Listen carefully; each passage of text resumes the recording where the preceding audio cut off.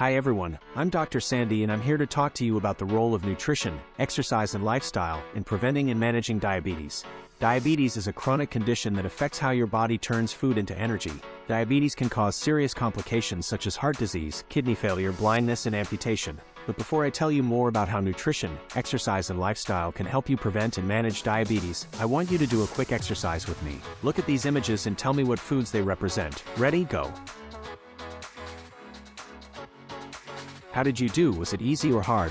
Did you recognize all the foods? This exercise is called the priming effect, and it shows how our brain recognizes different stimuli. Sometimes our brain gets influenced by what we see, hear, smell, taste, or touch, and this affects our preferences and choices. Now why am I telling you this? Because this is exactly what happens when we choose what to eat. When we see food images, labels, or advertisements, we may feel hungry, thirsty, curious, or satisfied. These feelings can affect our food choices and consumption. That's why it's important to be mindful of what we eat and how it affects our health. Here are some tips on how to eat well for diabetes prevention and management.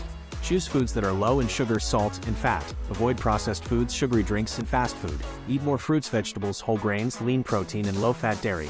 These foods provide vitamins, minerals, fiber, and antioxidants that help regulate blood sugar levels. Control your portion sizes. Use smaller plates, bowls, and cups to avoid overeating. Eat slowly and stop when you feel full. Plan your meals ahead of time. Make a grocery list and stick to it. Cook at home more often and pack healthy snacks for when you're on the go. Drink plenty of water. Water helps flush out toxins and keep you hydrated. But eating well is not enough to prevent and manage diabetes. You also need to exercise regularly and adopt a healthy lifestyle. Here are some tips on how to do that. Aim for at least 150 minutes of moderate physical activity per week. This can include walking, jogging, cycling, swimming, dancing, or any other activity that gets your heart rate up. Strength train at least twice a week. This can include lifting weights, doing push-ups, squats, lunges, or any other exercise that builds muscle mass. Stretch before and after exercise. This can help prevent injuries and improve flexibility.